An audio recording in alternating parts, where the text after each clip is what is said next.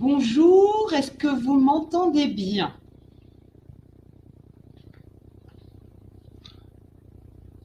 Vous pouvez nous le signaler sur le chat.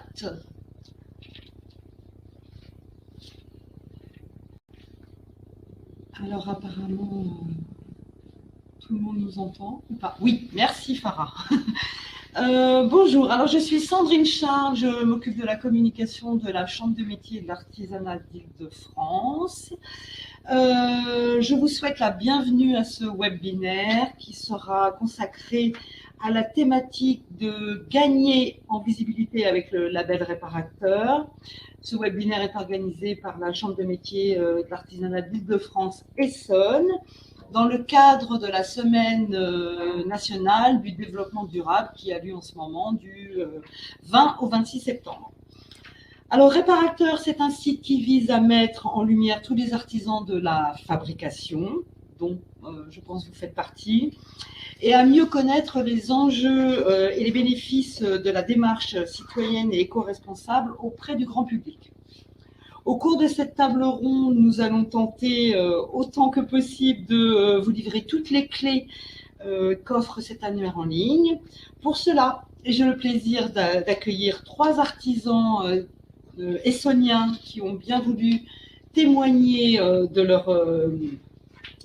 leur pratique réparateur. Donc il s'agit de Florence Lebouc, dirigeante de PC Up, une entreprise de dépannage et réparation informatique créée en 2006 et qui est située à Morsan-sur-Ange. Bonjour Florence. Bonjour.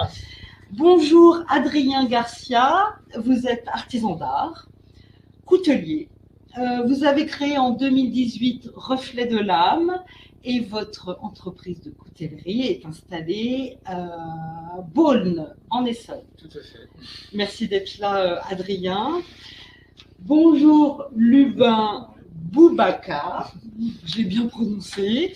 Vous êtes dirigeant de Aux Clés du Jardin, une entreprise de réparation et d'entretien d'outils dédiée au jardinage, que vous avez créé en 2019 à Bretigny. Exact. Vous nous direz un peu plus tard au cours du webinaire, parce qu'il y a une autre particularité autour de votre activité qui est liée à l'insertion des jeunes. Voilà. Mathieu Béguin-Bilecoq, je l'ai bien dit, Mathieu, vous êtes chargé de développement durable au service développement économique de la Chambre de métiers et de l'artisanat d'Île-de-France, notre siège donc, et votre thématique de référence, c'est la transition écologique des entreprises artisanales, le développement durable et tous les services et produits qui tournent autour pour la Chambre de métiers. Et puis pour finir, Carole Buge. Carole Buge, je vais te tutoyer. Oui, tu es chargée de développement économique au sein de la CMA Île-de-France Essonne et tu es particulièrement référent du développement durable. Donc voilà, notre webinaire va commencer, mais avant tout, je voulais vous dire que si vous avez des questions à poser, n'hésitez surtout pas à les poser sur le chat qui est à votre disposition.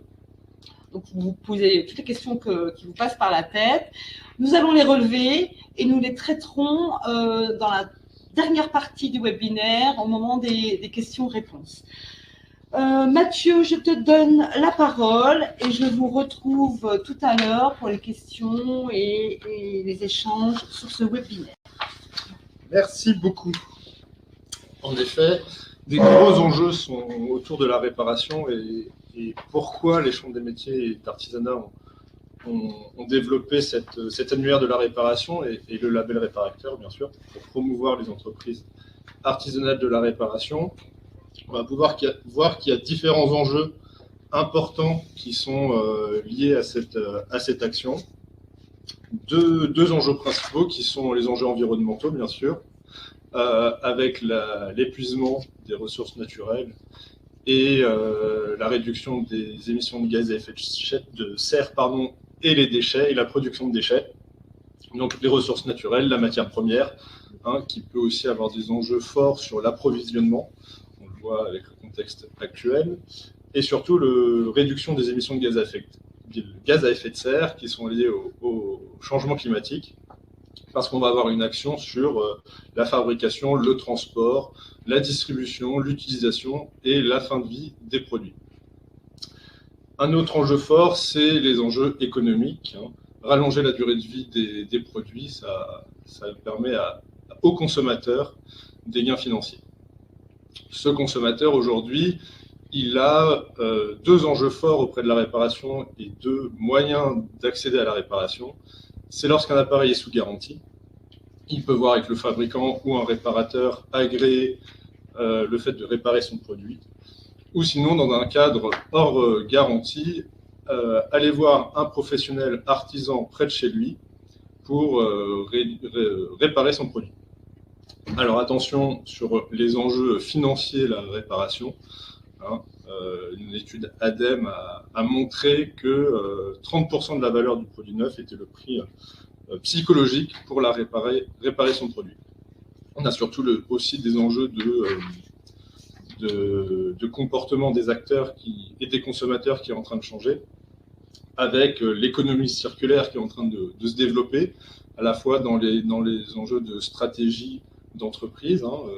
L'économie circulaire, on sort du schéma produire, acheter, consommer, jeter, à produire, acheter, consommer, réparer. Alors, ça m'amène à une question, Mathieu, que j'aimerais poser à Lubin. Alors, on l'a dit tout à l'heure, vous aviez une particularité dans le modèle économique de votre entreprise. Vous êtes engagé dans une stratégie d'économie circulaire depuis la création de votre entreprise. Et comment ça se traduit au quotidien dans l'exercice de votre activité?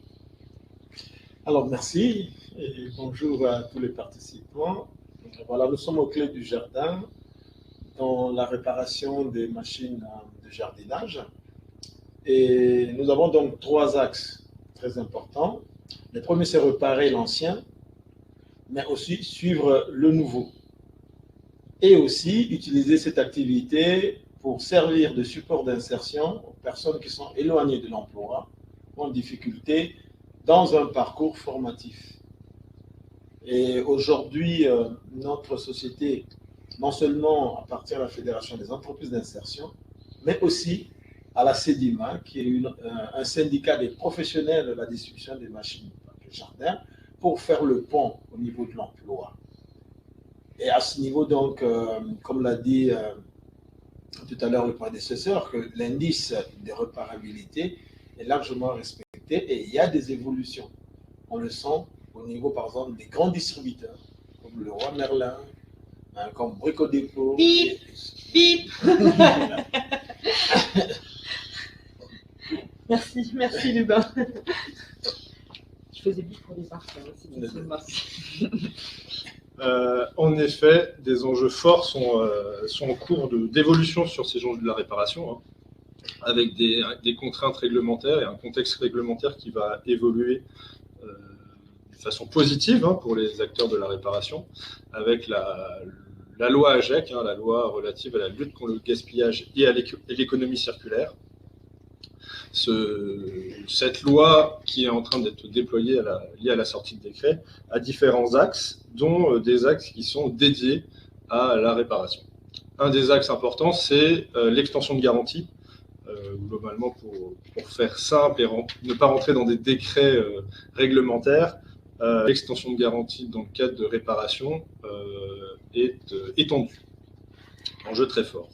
D'autres axes correspondant à la loi anti-gaspillage et économie circulaire, loi AGEC, il y a à agir contre l'obsolescence programmée et l'indice de réparabilité pour avoir un effet un peu plus explicatif. Les appareils de certaines familles, alors actuellement ce sera sur les téléviseurs, smartphones, tondeuses et ordinateurs, vont avoir un indice comme pour les consommations énergétiques actuellement.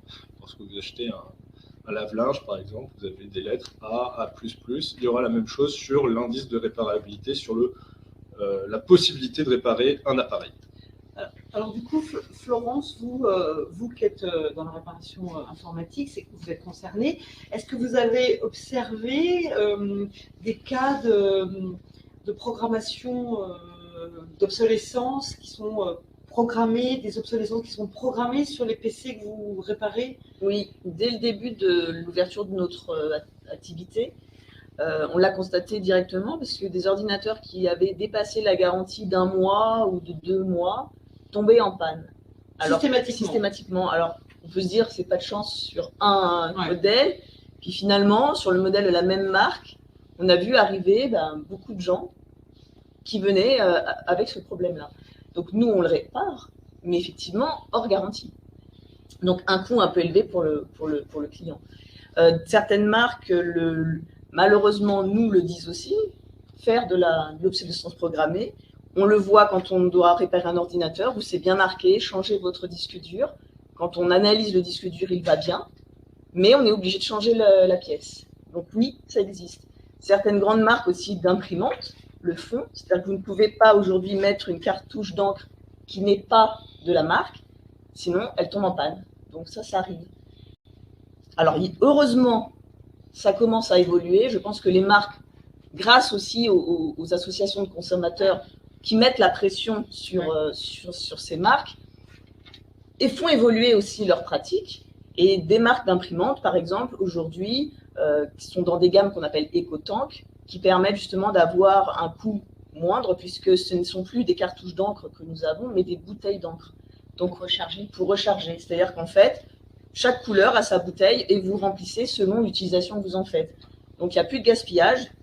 Il est vrai qu'avant, les cartouches, elles faisaient 7 millilitres. Aujourd'hui, une bouteille, c'est 170 millilitres de cartouches de noir. À 15 €, c'est qui est quand même beaucoup plus économique. Voilà. Alors, ce changement de pratique de la part des constructeurs, quelle incidence elle a sur le marché? Parce que du coup, elle va avoir une incidence, il me semble, directe sur votre activité de réparation. Comment vous allez vous caler par rapport à ça s'ils construisent finalement des machines qui sont plus durables? Comment ça va atteindre le marché? Alors, elles sont plus durables, mais on trouve quand même des pièces qu'on peut réparer. D'accord. Donc, même si effectivement elles sont plus durables, on n'a plus cette tendance à les jeter. Parce qu'avant, effectivement, il était possible finalement de mettre ça à la poubelle. Aujourd'hui, non. Aujourd'hui, on trouve les pièces, on va pouvoir réparer. Un écran aujourd'hui qui tombe en panne, il suffit de le démonter et de trouver une autre dalle. Alors, moi, j'utilise aussi beaucoup l'occasion, c'est-à-dire récupérer sur une machine un écran, une dalle, et on va dire la réimplanter sur un autre ordinateur. Ça évite aussi d'acheter des pièces. Les modèles sont, ce qui est intéressant, c'est que les modèles sont standards maintenant. Ça aussi, c'est important. La standardisation des pièces, l'USB aujourd'hui, par exemple. Les dalles, c'est la même connectique. Les disques durs, c'est la même connectique, la même taille. Donc voilà, on trouve des pièces qui sont standards, qui nous permettent de réparer. Donc du coup, ça n'affecte pas le marché, plutôt au contraire. Ou au contraire, ça le booste. Exactement. C'est-à-dire qu'aujourd'hui, on a vraiment besoin de réparateurs, d'ordinateurs, d'imprimantes, etc. Donc j'en conclus que les métiers de la réparation ont de l'avenir. Ah, mais complètement. Ok, merci. Florence. Pardon Mathieu. Non, mais ça permet de rebondir sur les bonnes pratiques qu'on peut avoir citées. Et donc justement, la loi va imposer ce système avec l'obligation de proposer, en tout cas aux clients, des pièces issues de l'économie circulaire, c'est-à-dire des pièces reprises sur des appareils défectueux, ou permettre la réparation dans un cadre légal de réparation liée à des imprimantes 3D, par exemple. Un des points importants aussi qui va favoriser la réparation et qui va entraîner fortement la réparation d'appareils, de développer l'activité, c'est la mise à disponibilité des pièces détachées de la part des constructeurs. Et également le fonds de la réparation. Le fonds de la réparation, c'est un enjeu très très fort sur l'activité de réparateur, parce que l'objectif, c'est de créer un fonds lié à une taxe qui s'appelle la REP, la responsabilité élargie du producteur, qui était aujourd'hui très focalisée sur le recyclage des appareils. C'est la petite taxe que les consommateurs payent lors de l'achat d'un appareil électronique, par exemple. C'est l'écotaxe? Exactement. Et aujourd'hui, une partie de ce fonds va être dédiée à la réparation. Et ça va permettre de prendre à des entreprises labellisées d'avoir une partie de la facture qui est prise en charge par ce fonds. Donc actuellement, le label, il est dédié sur la compétence et le savoir-faire d'un artisan et sur le fait que l'artisan s'engage à promouvoir la réparation. Les grandes lignes du décret sont sorties et le label visera ces entreprises-là. Le second point, c'est qu'aujourd'hui, le fonds de la réparation va uniquement se focaliser sur certaines réparations liées à des appareils électroniques. Dans un second temps, les choses vont se développer pour permettre de toucher l'ensemble des activités de la réparation. Donc ce contexte plutôt engageant pour la réparation, il a été aussi permis par le travail de la Chambre des métiers d'artisanat avec la création d'un annuaire et la création du label Réparacteur. Pour faire une explication sur cette labellisation et sur cet annuaire, cette demande faite par l'État via l'ADEME et les chambres des métiers d'artisanat, historiquement, elle est liée à la création d'annuaires locaux qui étaient développés dans différentes régions. En Ile-de-France, on avait récupid.fr qui a existé à un moment qui, justement, valorisait les entreprises de la réparation.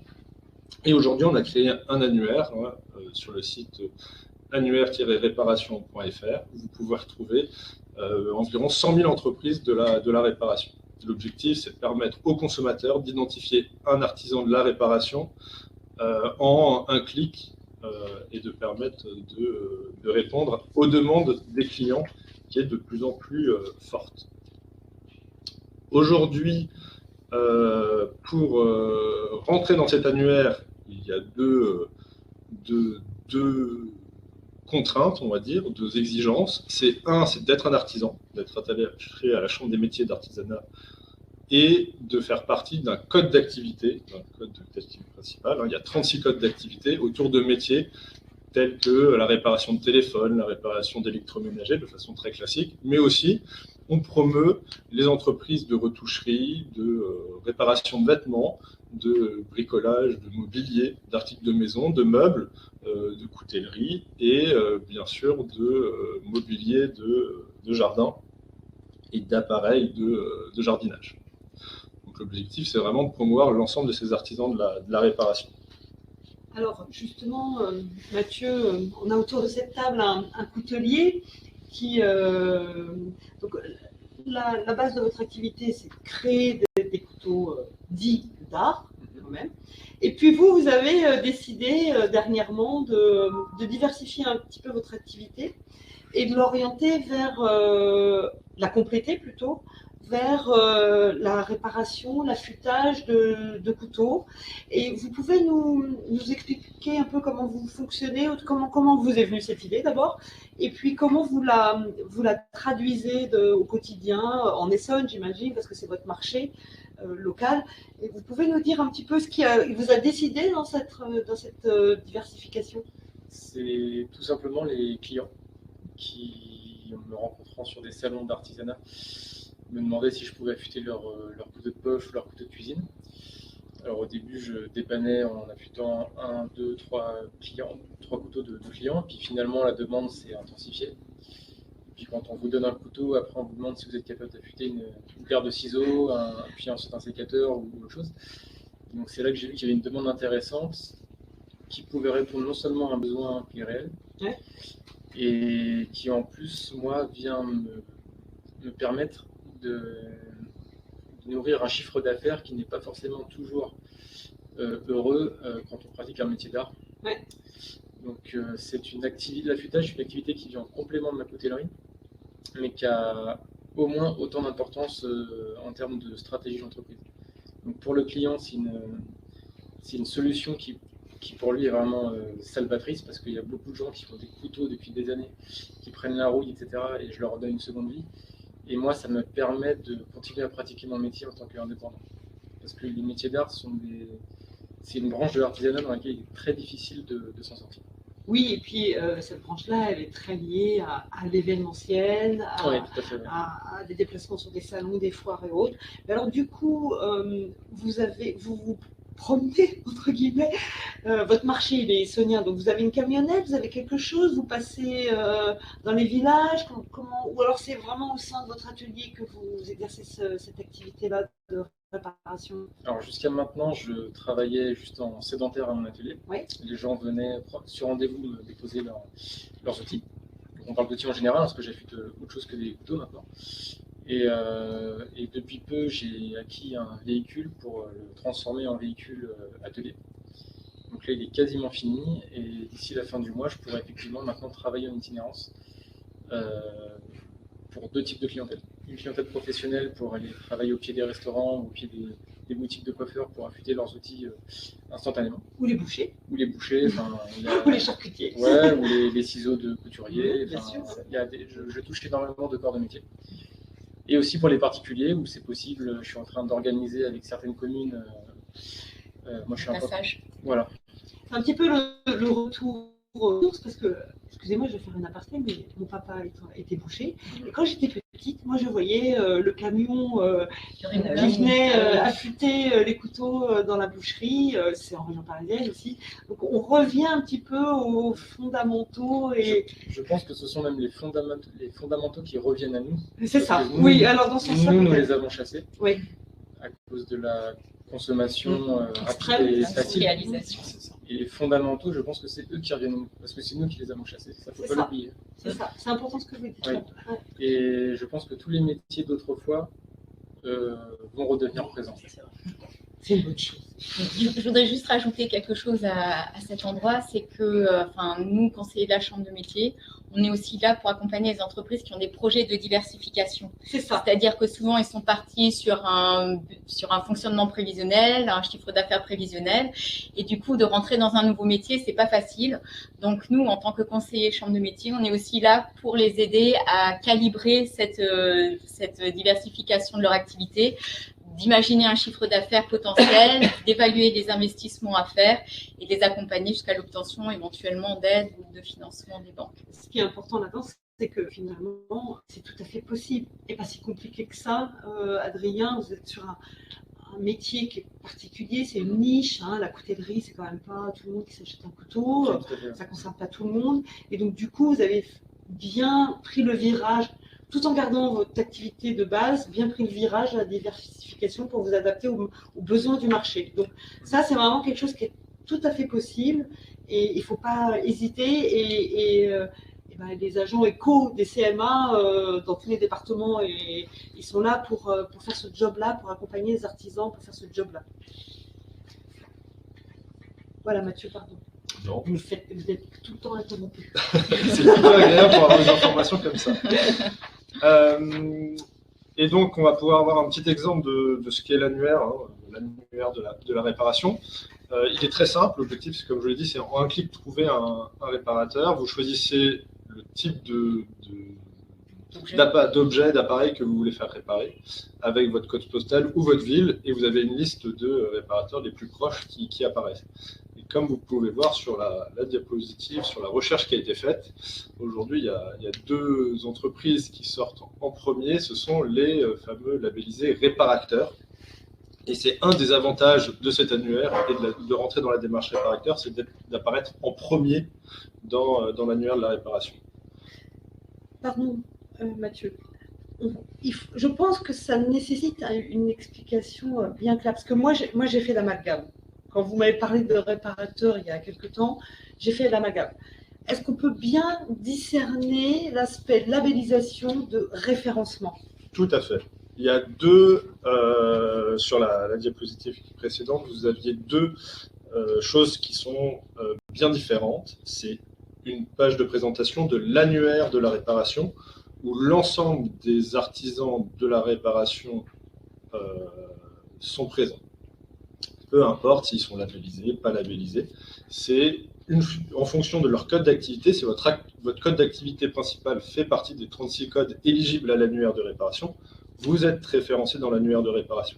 Si ce n'est pas le cas ou s'il y a des modifications à faire, je vous invite à contacter votre chambre de métier et d'artisanat pour mettre à jour votre fiche. C'est automatique. C'est automatique. Dans un second temps, si vous souhaitez vous rentrer dans la démarche, vous voulez vous engager, pour avoir de la visibilité, pour entrer dans un réseau d'entreprises. Vous avez la démarche et le label Réparacteur. Globalement aujourd'hui, pour avoir plus de visibilité, il suffit de vous engager dans le respect des valeurs du métier de la réparation, qui sont au quotidien s'engager dans une démarche de développement durable, c'est-à-dire respecter la réglementation sur la gestion des déchets, limiter son impact environnemental, limiter vos consommations d'énergie, limiter votre consommation d'eau, sensibiliser vos clients à la réparation, c'est ce que vous faites au quotidien, et pouvoir aussi répondre aux sollicitations de la Chambre ou à des actions ou de promotion de la réparation sur vos territoires. Comme les artisans présents aujourd'hui. Exactement, ça fait partie des artisans labellisés réparateurs qui ont accepté de participer à ce temps et on les remercie encore. Et vous aussi, vous pouvez faire partie de ce réseau d'acteurs, de réparateurs, qui peut se retrouver et qui sera promu sur l'annuaire de la réparation, sur la page Facebook nationale Réparacteur, je répare et ça repart. Et on le verra par la suite avec d'autres événements liés à la communication. Pour vous inscrire, il suffit de s'engager dans la charte Réparacteur. Cette charte, elle vous engage à promouvoir l'action de réparation et à sensibiliser les clients. C'est gratuit. Gratuit, pris en charge, 100% en charge par votre chambre de métier et d'artisanat. Et comme je le disais, vous apparaissez en premier dans les recherches de l'annuaire de réparation, en première position dans les recherches, au milieu de l'ensemble des acteurs de l'artisanat de réparation. Ce que vous pouvez bénéficier en plus, on va dire, quand vous êtes artisan réparateur, labellisé réparateur, c'est d'avoir une fiche détaillée de votre activité qui est modifiable à votre demande, avec vos adresses, numéro de téléphone, site internet bien sûr, et email si vous en avez un.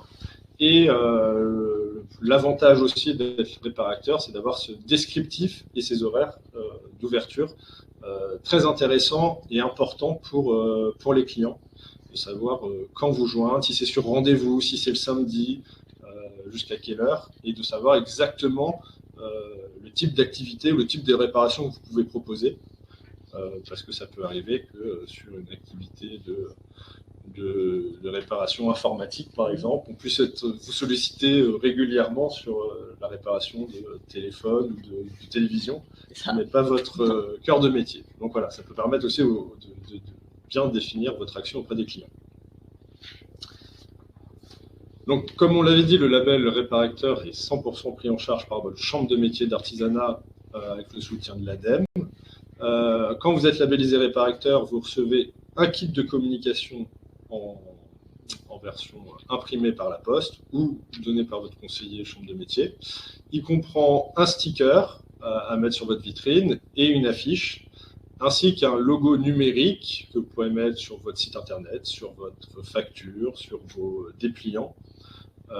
Et comme vous pouvez le voir, pour les anciens labellisés, actuellement, la charte graphique du réparateur est en évolution pour être modernisée et avoir un écho national. Une campagne de communication auprès du grand public est menée également. On a eu il y a 2 mois, au mois de juin-juillet, une campagne sur Le Bon Coin, qui a emmené une grande visibilité sur le site de l'annuaire de la réparation et sur les réparateurs. Et en novembre, pendant la CERD, la Semaine européenne de réduction des déchets, une campagne de communication sur les artisans de la réparation et les labellisés réparateurs est également prévue au niveau national. Oui, parce que c'est ça l'enjeu, en fait, c'est que le grand public connaisse cet annuaire. Exactement. Pour aller le consulter et voir dans un périmètre proche quels sont les artisans réparateurs qui existent. C'est exactement ça. Faire connaître au grand public vos métiers et votre activité. Alors là, je propose qu'on regarde, si vous ne la connaissez pas, la vidéo qui a été faite pour le grand public, pour promouvoir l'annuaire réparateur. Parce qu'il y a l'annuaire et le label. J'insiste bien là-dessus. Pour moi, c'est capital. Donc, je vous propose qu'on la regarde. Elle dure 2-3 minutes.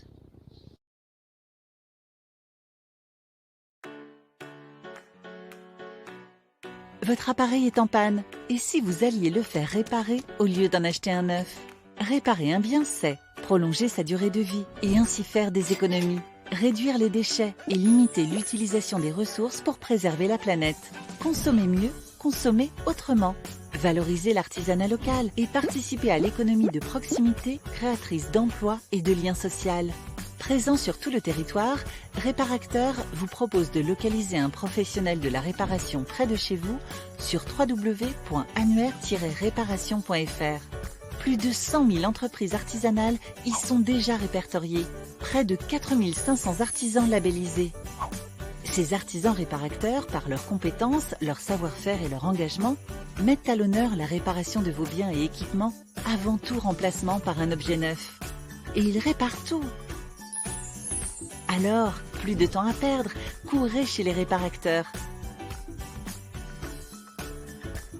Réparacteurs, une initiative des chambres de métier et de l'artisanat avec le soutien de l'ADEME.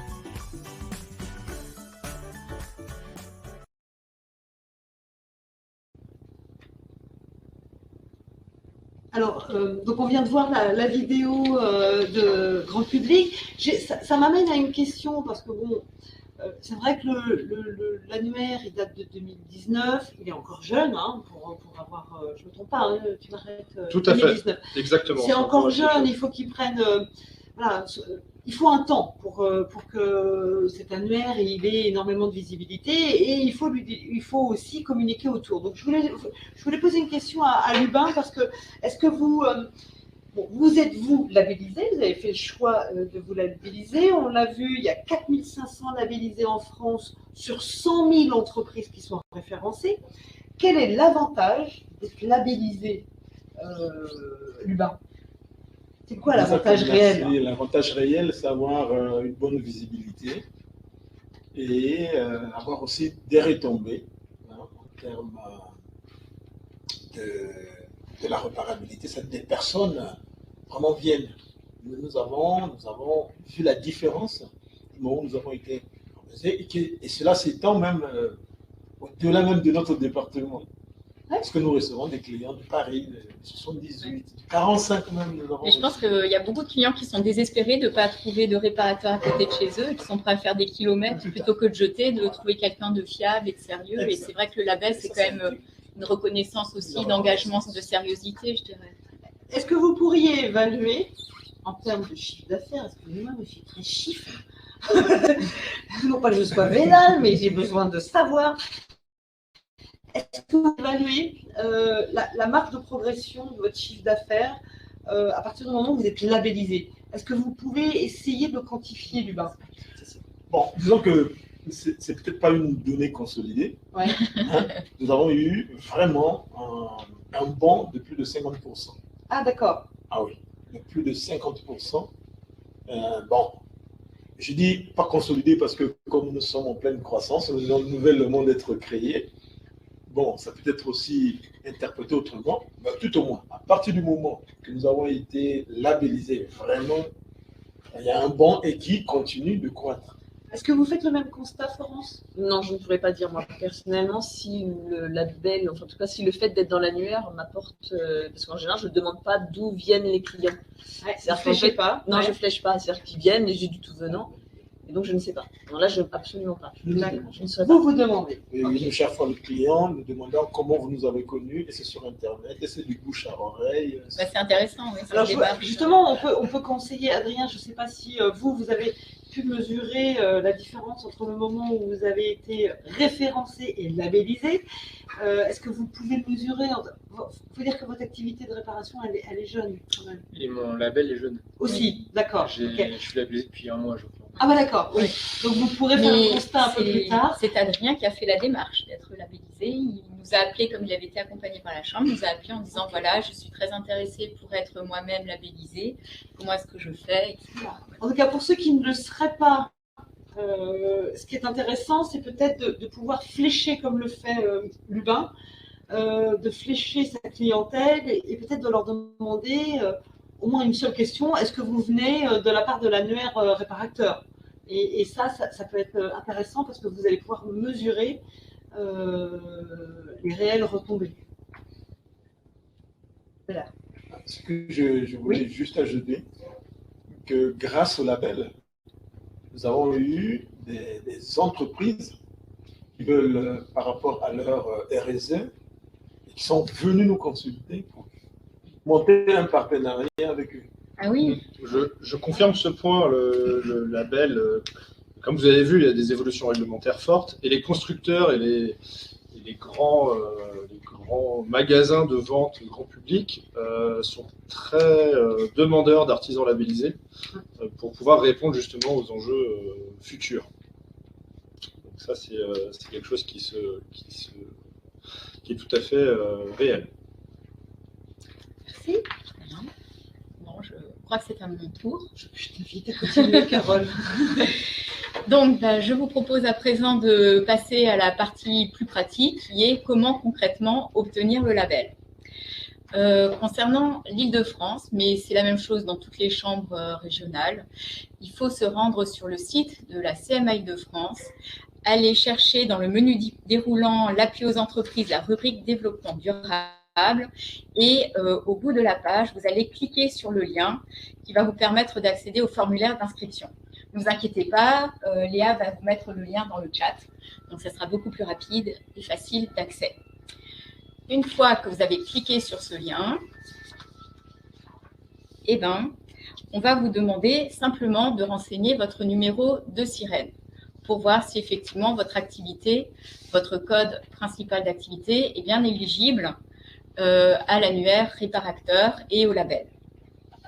Et puis après, vous suivez simplement les instructions, les questions qui vous sont posées. La première question que vous est posée, c'est est-ce que vous souhaitez être labellisé Réparacteur?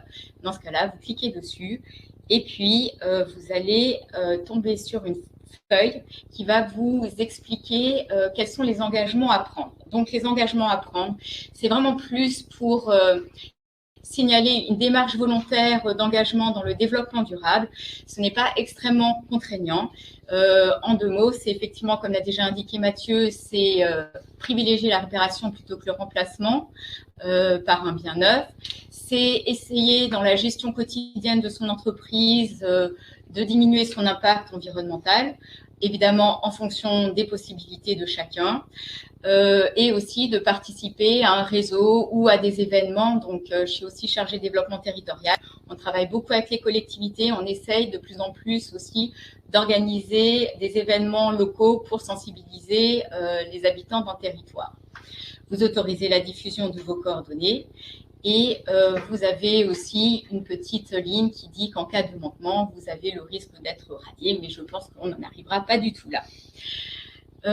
Pour finir, on va vous poser des questions sur votre activité, telle que vous souhaitez qu'elle apparaisse sur le site Internet.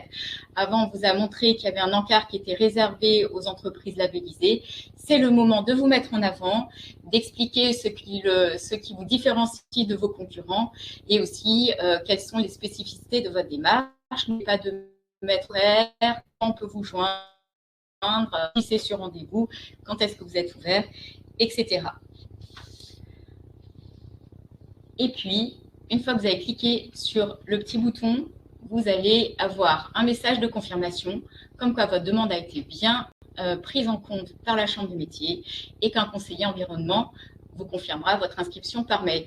Vous recevrez aussi dans peut-être quel délai, Mathieu, à peu près, un kit de communication. Au maximum, avec les délais d'envoi, etc., au maximum un mois, c'est vraiment un grand maximum, on essaie de faire ça sous 15 jours. Voilà. Maintenant que vous avez franchi le pas et que vous vous êtes dit, je me lance dans la démarche Réparacteur, je souhaite être labellisé, eh bien, sachez que vous avez la possibilité d'aller plus loin. En effet, dans le cadre du plan France Relance, le gouvernement souhaite vraiment inciter très fortement les entreprises, notamment les TPE et les PME, à s'engager dans la transition écologique. Et pour ce faire, l'État a mandaté notamment les chambres de métiers pour aller à la rencontre des entreprises et leur proposer de faire un diagnostic très complet, mais assez rapide, entre 45 minutes et 1h30, sur les enjeux clés liés à la transition écologique. Donc, ces enjeux clés sont lesquels ? sont la rénovation énergétique des bâtiments, la réduction, la revalorisation des déchets. Est-ce qu'il y a des économies potentielles d'énergie à faire ou d'économie d'eau? Et aussi les démarches de sensibilisation clients-fournisseurs.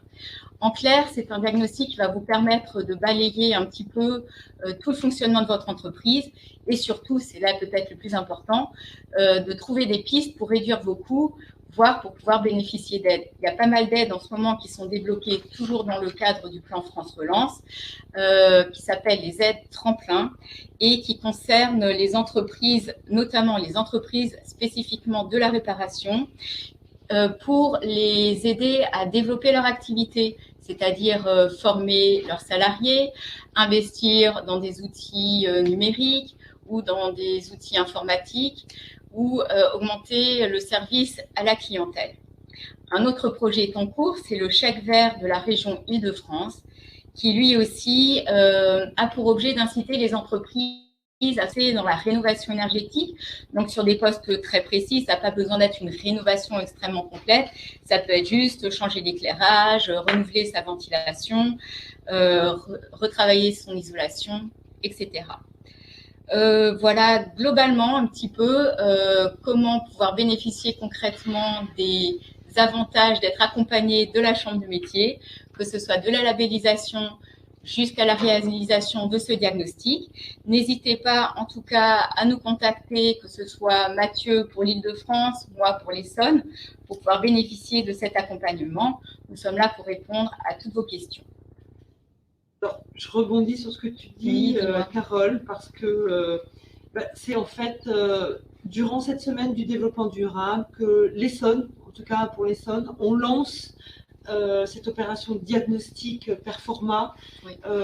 C'est quand même une prestation qui peut être évaluée autour de entre 300 et 500, tout dépend si on prend la phase d'accompagnement ou pas. Oui. Mais en tout cas, je vous incite vraiment à le faire, ça ne vous coûte rien, tout est pris en charge et ça va vous permettre de faire des économies, d'avoir une démarche vertueuse, enfin que des avantages. C'est un rendez-vous en face à face ou en webconférence, selon les besoins. Voilà, Ouais. comme vous pouvez, comme vous voulez. Et c'est à la clé derrière, c'est plein de bénéfices. Donc, même vous qui êtes autour de la table, artisans, mais faites-le, quoi. Je veux dire, il y a un diag numérique, on offre des diags numériques. Là, on s'inscrit aussi dans le plan de relance. On offre du diag environnement. C'est le moment ou jamais. Hein. Il n'y en aura pas pour tout le monde. C'est ce que j'allais préciser. Voilà. On a un nombre limité de diagnostics. Voilà. N'hésitez pas, inscrivez-vous. Contactez votre chambre de métier. Ouais. Alors, maintenant, je pense qu'on peut, si vous êtes d'accord tous autour de la table, passer à ce moment d'échange. Il nous reste un petit quart d'heure. Si on dépasse, c'est pas grave. Nous, voilà, on est là pour vous. Donc, j'ai relevé quelques questions dans le chat, mais là, je vous invite à les poser. Alors, j'ai lu qu'il était dommage dans la vidéo que l'activité de réparation de mobilier n'apparaisse pas. Alors, je ne l'avais pas constaté. C'est bien que vous nous le signaliez. Mathieu, comment on fait? Qu'est-ce qu'on fait là, avec ça? Hein, qu'est-ce qu'on fait? Les métiers de la réparation de mobilier ne sont pas identifiés dans la vidéo, mais ils sont identifiés dans l'annuaire, et je pense que c'est le plus important. Oui. C'est vrai que je ne l'ai pas précisé, mais sur les 36 codes d'activité et les secteurs d'activité qui sont éligibles à l'annuaire de réparation et au label réparateur, l'objectif, c'est aussi de mobiliser les clients dans des secteurs d'activité qui n'ont pas l'habitude d'aller réparer. Et c'est aussi pour ça que, par exemple, l'automobile n'est pas présente dans l'annuaire. C'est qu'aujourd'hui, toute personne censée sait qu'il faut faire réparer son véhicule s'il tombe en panne. Aujourd'hui, ça peut être plus compliqué sur un couteau. Est-ce que je peux le faire aiguiser? Combien ça me coûte? Je ne sais pas où trouver un affûteur. Sur mon ordinateur, c'est pareil. Et la tondeuse, je pense que on aura des tas d'exemples comme ça d'activités où on cherche des acteurs de la réparation, des artisans qui ont un savoir-faire, et l'annuaire est fait pour ça. Bien, j'ai envie de dire que c'est quand même une super bonne remarque que nous fait, alors je ne vais pas relever le nom de la personne qui nous posait cette question, Marie-Ange, oui, pardon, parce que on a tous du mobilier en piteux état chez nous, de grand-mère, arrière-grand-mère, ou même, voilà. Eh bien, quand on est face à ça, on se dit, bah, soit c'est moi, soit ça va à la poubelle. Soit c'est moi qui le répare. Et on n'a pas le temps, on n'a pas les compétences. Et en fait, il y a beaucoup de cas comme ça. Et j'ai envie de dire, bah, moi, je vais peut-être, en tant que communicante, le dire et peut-être le faire savoir, parce qu'il y a beaucoup d'activités de réparation de meubles hein, dans l'artisanat d'art. Et puis, bah, nous, consommateurs lambda, on n'est pas toujours compétents et avoir le temps de réparer le meuble, le lit de la grand-mère, la commode. Et donc, j'ai envie de dire, c'est quand même, il y a un marché énorme là. Et donc, je vais peut-être, voilà, je vais le remonter, on verra bien, ça ne mange pas de pain. D'accord ? Du coup, je peux me permettre de rebondir. J'ai vu aussi la question d'Annick à un moment donné, je crois qui est couturière, me semble-t-il, et qui y a réagi au fait qu'on ait annoncé qu'il y avait un seuil psychologique de 30% de la valeur initiale du prix neuf. Justement, on en a échangé avant, et il n'y a pas que cette notion-là, il y a aussi la notion de relation affective à l'objet.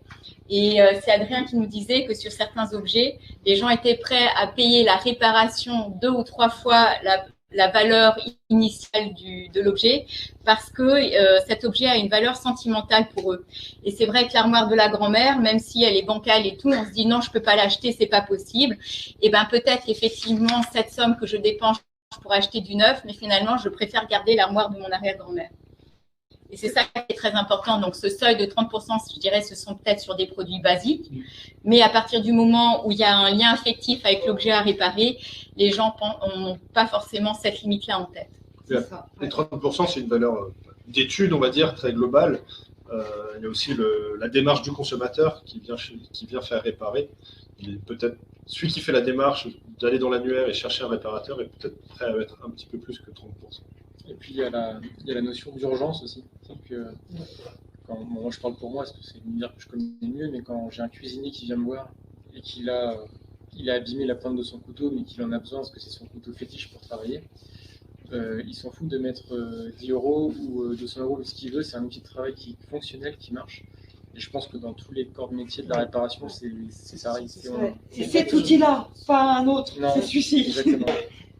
Donc, en fait, moi, je fais partie d'un réseau d'affûteurs national et je constate des choses sur les prix. Et il y a beaucoup d'affûteurs, mais je pense que c'est pas propre aux affûteurs, je pense que c'est propre à beaucoup d'artisans qui calculent leur prix de prestation au doigt mouillé. C'est-à-dire que justement, ils partent du principe qu'il ne faut pas dépasser 20%, 30% parce que c'est comme ça, l'explication ne va pas plus loin.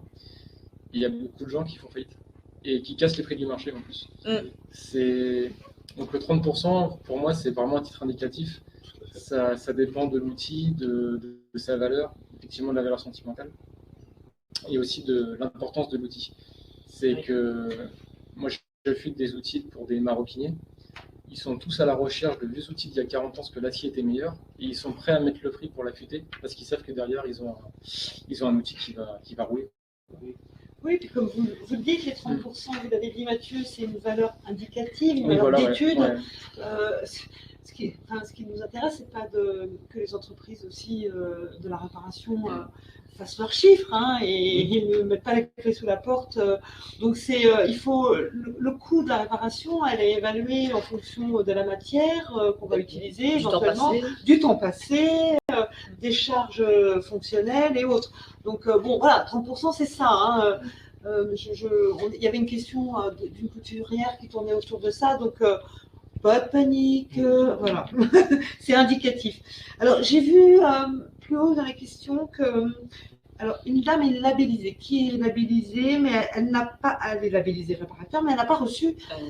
Voilà, c'est Annick, pardon Annick. Vous n'avez reçu que le sticker et non l'affiche ni la bannière.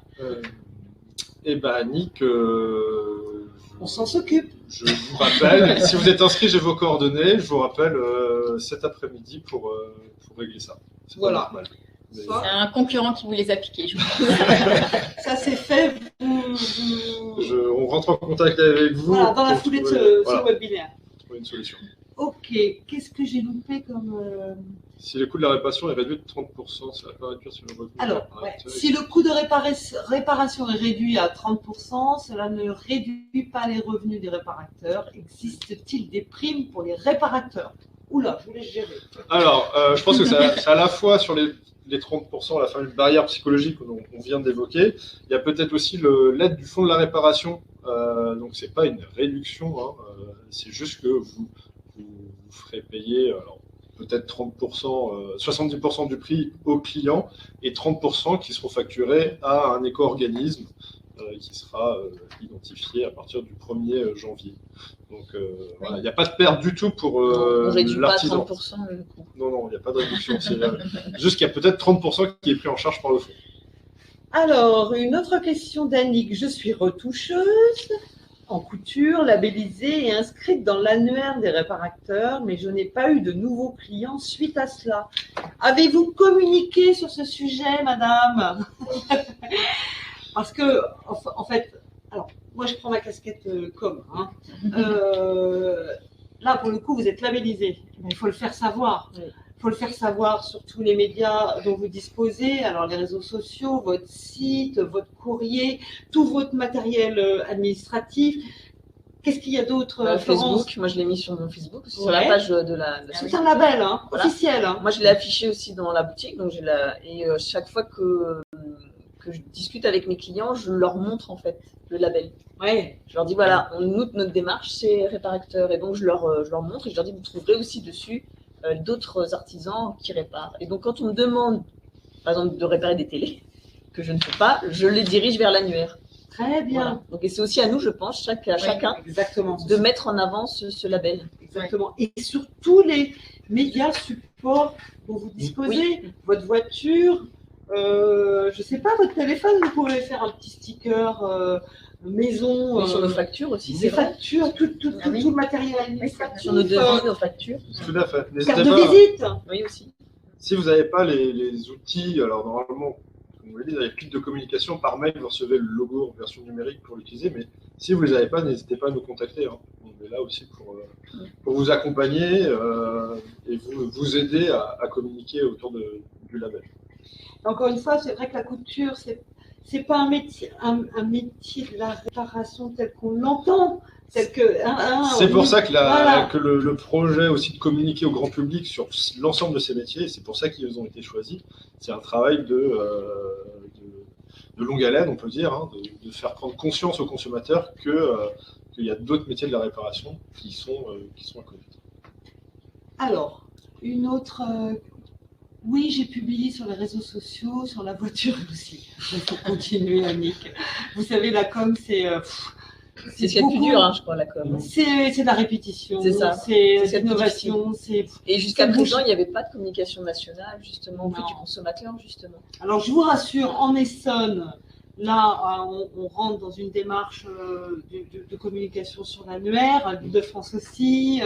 Au niveau national, je pense qu'ils vont reprendre les plans médias de communication. C'est un sujet qui est assez nouveau. C'est ça.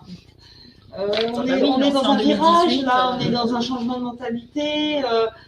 Je pense que vous y êtes, c'est essentiel. Je vous invite, vous êtes labellisé, oui. Donc voilà, faites de la com au maximum, parlez-en autour de vous, associez-vous aussi à d'autres entreprises de la réparation de votre zone de chalandise, même s'ils n'ont pas la même activité. Voilà, il faut mettre tout en il faut faire fonctionner tous les réseaux, en fait. Même quand dans une ville, il y a une association de commerçants, d'artisans, il faut aussi y aller. Enfin, c'est vraiment tout ça qu'il faut mettre en œuvre. Les réseaux, en fait. Mais les réseaux, le vrai réseau humain aussi. C'est pas que les réseaux sociaux. Vos clients. Les clients, c'est ça aussi. Alors. Valérie a des questions sur le site internet. Alors, oui, en effet, Valérie. Alors, comme vous le savez, l'informatique, ça va très vite. Le site n'a que 2 ans et en même temps a déjà 2 ans. Et donc, il va être évolutif dans les mois qui viennent, justement pour faciliter ça. L'objectif, c'est de permettre aux consommateurs aussi d'aller très rapidement. C'est pour ça qu'on a une liste déroulante avec des choix et la sélection d'une ville, c'est vrai que si vous faites que la ville, vous aurez tous les réparateurs qui sont présents. Et il faudra identifier un par un les activités. Et pour les compétences métiers précis de l'artisan, c'est un des avantages de labelliser réparateur. Alors, une question d'Annick. Merci pour toutes ces questions, Annick. Il me semble que pour bénéficier des aides France Numérique, il faut au minimum 10 000 euros de chiffre d'affaires. 100 000 euros 10 000 Ouais, euros 10 000 euros de chiffre d'affaires Ah oui, par 10 an. 000. Mais en dessous de cette somme, on a le droit à rien. Alors, Mathieu. Alors, La lumière sur ce sujet. France Numérique, c'est... Alors, je veux dire, contactez votre conseiller numérique à Chambre des métiers, parce que je vous avoue que je n'ai pas d'informations à vous donner sur France Numérique. Sur les parties environnement, il y a des aides qui existent. Carole a présenté les aides tremplins qui sont justement dédiées pour les entreprises, pour les TPE. Une action très simple, une aide très simple. Donc, pour la partie environnement, je vous invite à contacter votre conseiller pour qu'on puisse voir avec vous quelles aides vous avez besoin. Et pour le numérique, je ne pourrais pas vous donner plus d'informations, je suis désolé. Mais après, pour le numérique, on peut essayer de trouver Mais il y aura sûrement des aides, au sein de notre réseau, et je pense qu'on peut être amené, Annick, à vous répondre en interrogeant un référent du numérique qui travaillerait pour le développement économique de la CMA ou une autre CMA. De toute façon, je dois vous rappeler sur le fait de ne pas avoir reçu l'équipe de club. Donc, on pourra évoquer ce volet-là. Bien. Alors, je crois que je ne crois pas avoir vu d'autres questions. Non, je ne crois pas. Je voudrais donner la parole à Lubin. Lubin, quel conseil donneriez-vous à nos artisans là qui sont en face de nous, qui sont pour la plupart des artisans, enfin, qui sont essentiellement des artisans de la réparation, par rapport à la légalisation, par rapport à cette démarche-là durable? Merci. Quelle question je vous pose là, hein? Non, mais je dois partir de ce que nous avions fait. Oui. La première chose, c'est de ne pas être seul. Donc, c'est d'être avec les autres acteurs, même s'ils n'évoluent pas dans le même secteur que nous. La seconde chose, c'est vraiment exploiter les réseaux sociaux. Nous, dès qu'on avait eu le label, tout de suite, nous l'avons mis sur notre page Facebook, nous l'avons mis sur Google My Business, nous l'avons mis. Et il y a des gens qui nous ont répondu parce qu'ils ont vu le label. Nous l'avons affiché partout. Si vous venez dans mon bureau, et chaque fois on allait dans les forums, puisque justement, Oui. c'est ça aussi, hein, pour nous les artisans, il faut qu'on reste cloîtrés dans nos ateliers. Hein, nous écumons les programmes du département et des communes environnantes sur les forums qui existent. Et nous allons sur place et avec notre label, toujours affiché. Et nous avons un stand où nous expliquons aux gens ce que nous faisons. On ne va pas pour faire la réparation, mais pour se faire connaître. C'est ça. Ça, vraiment, c'est Donc pour les clés du jardin, au clé du jardin. aux clés du jardin, c'est jamais sans mon label, quoi. C'est ça, hein? Okay. Retenez ça. Mais c'est vrai que là, maintenant, je viens d'arriver en tant que référent développement durable sur la Chambre de métiers de l'Essonne. Mais c'est vrai qu'il y a une vraie demande aussi de la part des communes, mais aussi des agglomérations sur ces thématiques-là. Ah, oui. Ils sont très enclins à effectivement mettre en place des salons de la réparation, faire venir des recycleries, mais aussi des artisans. Donc, je pense que l'année à venir sera vraiment propice à l'organisation de, si on pourra, à organiser ce genre d'événements et à rendre ces entreprises visibles aussi très localement, du coup, parce que c'est avec leur commune ou leur agglomération, ça sera forcément des clients autour de chez eux qui seront sensibilisés. Et il y a une chose sur laquelle je rebondirais, c'est réparateur, qu'on soit labellisé ou pas, j'ai envie de dire c'est une communauté. Et cette question de la communauté, elle est à travailler, j'ai envie de dire, aux entreprises de la réparation, échanger entre vous. Alors, peut-être qu'un jour, nous, on créera un club de... Oui, vous venez d'en parler, donc c'est peut-être dans les tuyaux. C'est dans les tuyaux, voilà. Donc,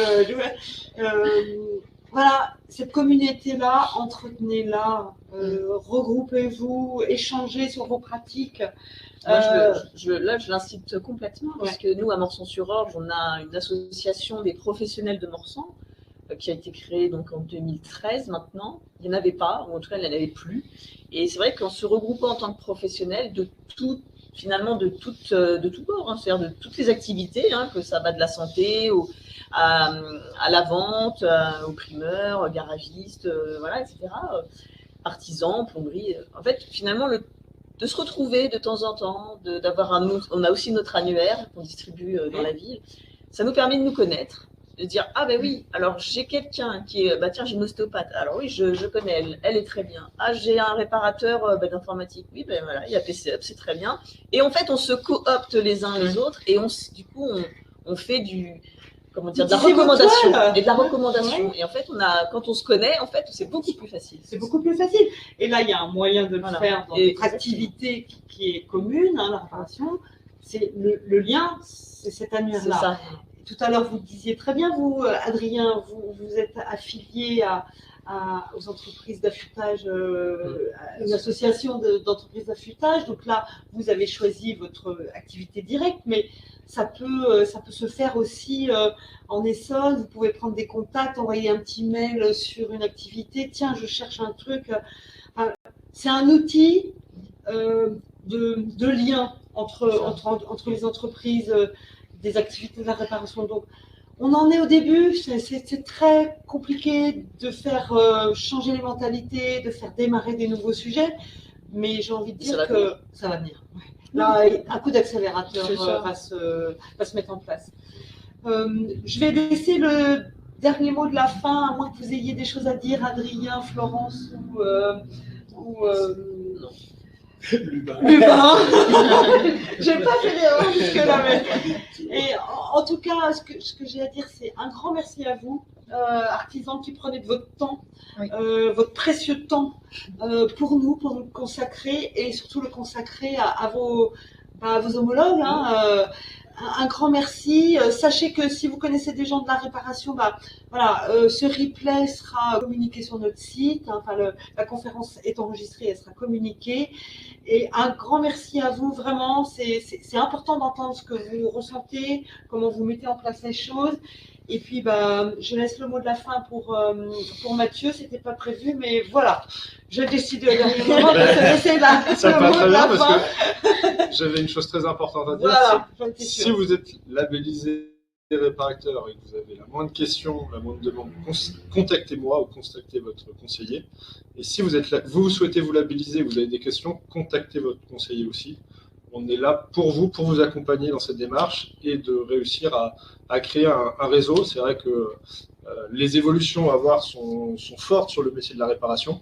Ah ouais. Il va y avoir des enjeux financiers, du fonds de la réparation, des choses comme ça. Et si vous êtes labellisé réparateur, on va pouvoir vous communiquer directement les éléments sur ces thématiques. Donc vraiment, n'hésitez pas et engagez-vous dans le label réparateur. Merci à tous et bonne journée. Merci beaucoup. Au revoir.